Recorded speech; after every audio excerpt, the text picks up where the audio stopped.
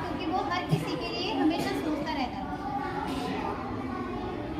तो जब वो सबकी मदद करता था, एक दिन उसने एक देश से दूसरे देश में जाना था, तो वो घर से निकला और उस सफ़र में वो आगे बहुत घोड़े में बैठकर बहुत दूर सफ़र में निकल गया। जब वो निकल गया तो वो रास्ता भटक गया। जब वो रास्ता भटका तो एक जंगल में ऐसे फंसा कि उसे कुछ खाने को और पीने को नहीं मिला। वो प्यास से बहुत व्याकुल हो चुका था, यानी उसको बहुत प्यास लग रही थी और कहीं कुछ भी नहीं मिल रहा था। तो दूर उसे एक कुआं दिखाई दिया और वो उस कुएं के पास गया तो उसमें पानी जो था वो बहुत नीचे था। वो परेशान था कि पानी तो है मगर वो नीचे है, मैं उस पानी को पीऊँ कैसे। तो उसने किया, उसके पास एक उसका क्या कहते हैं पगड़ी थी, उसने पगड़ी उतारी और वो अपने घोड़े पे बांधी। किस पे बांधी? घोड़े पर। और जब उसको घोड़े पे बांधा और उसका एक दूसरा सिरा उसने कुएं में डाला। किस में डाला? और उसको पकड़ते पकड़ते वो कुएं में जा रहा था कि मैं पानी पीऊँ, पर पानी और नीचे था। मगर वो प्यास से इतना बेचैन था कि उसे कुछ समझ में नहीं आया। उसने कुएं में छलांग लगा दी। अब कुएं में छलांग तो लगा दी मगर उसके बाद उसने पानी पिया खूब जम के और अच्छी तरह अपनी प्यास बुझाई। बस जब प्यास बुझ गई तो बाहर निकलना चाहता था पर निकल ही नहीं पा रहा था।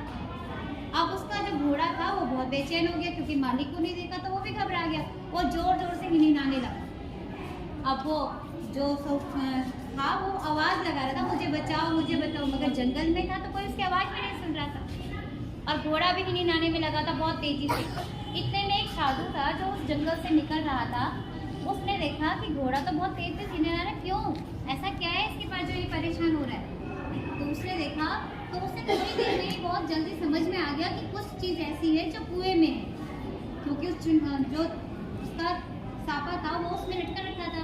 तो वो उसके जरिए जब कुएं में उसने देखा तो उसने देखा कि उसमें कोई एक आदमी है जो बचाओ बचाओ के लिए आवाज़ लगा रहा है।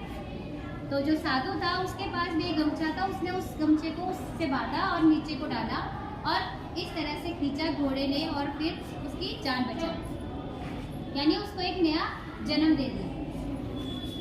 तो जो साहूकार था वो बहुत खुश हुआ कि उसकी ज़िंदगी आज बदली, उसको नया जीवन मिला। नहीं तो वो तो घर से निकला था, कोई तो यहाँ पहचानता नहीं था। उसने उस साधु से कहा कि आप मेरे वहाँ आना, मेरा गांव पास में ही है, एक दिन वहाँ आना, मैं आपकी सेवा पानी में कोई कसर नहीं छोड़ा क्योंकि आपने मुझे नया जीवन दिया। साधु ने कहा कि मैं एक साधु हूँ, भटकता रहता हूँ, आपकी मदद करना मेरा काम था, मैंने किया, अब मैं चलता हूँ। साधु चला गया और जो साहूकार था वो अपने गाँव लौट गया। कुछ दिन ऐसे बीतते गए तो एक दिन जब वो अपने घर में बालकनी में खड़ा था अपनी पत्नी के साथ, तो वही साधु वहाँ से घूमते हुए जा रहा था। जैसे उस साहूकार ने देखा उसने कुछ नहीं सोचा, वो फटाफट दौड़ के नीचे गया और उसके पैरों पर अपने चरण स्पर्श करे, उसके चरण स्पर्श करे और उसको पकड़कर अपने घर में लिया।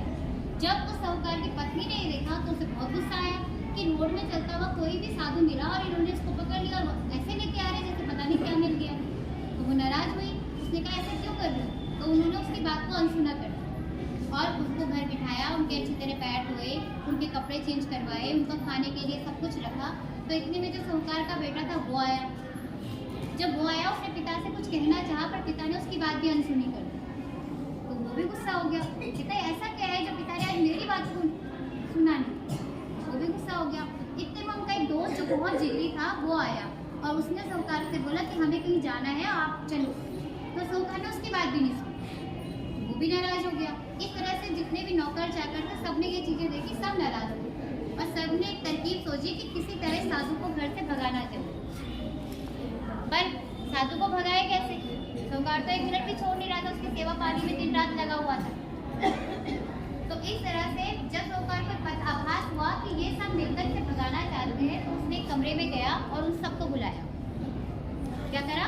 कमरे में उन सबको बुलाया तो उनसे सिर्फ इतना कहा कि अगर कोई आपको नया जीवन दे तो आप क्या करोगे। उन्होंने कहा हम उसकी ज़िंदगी भर सेवा करेंगे। उसने कहा कोई आपको आपके बच्चों से मिलवा दे तो आप क्या करोगे। कहते उसको ज़िंदगी भर उसका ही गुणगान करते रहे। तो उसने कहा कि मैं क्या करूँ, अगर मैं आज आप लोगों के सामने हूँ तो इस साधु की बदौलत, अगर आज मैं सही से दिख रहा हूँ तो इस साधु की बदौलत, तो मैं ऐसा क्या कर रहा हूँ जो आपको बुरा लग रहा है। तो उन्हें वो बात समझ में आ गई और उन्होंने कहा आप जो कर रहे हैं बहुत अच्छा कर रहे हैं। इससे हमें शिक्षा मिलती है कि उपकार के बदले उपकार करना ना भूलें, उपकार के बदले उपकार करना ना भूले। जो आपके लिए अच्छा करता है आपको उसके साथ और भी अच्छा करना है, ठीक है। हमेशा हर किसी के लिए अच्छा करने की सोचनी है, कुछ गलत नहीं करना है। समझ में आ गया आपको? राधे राधे।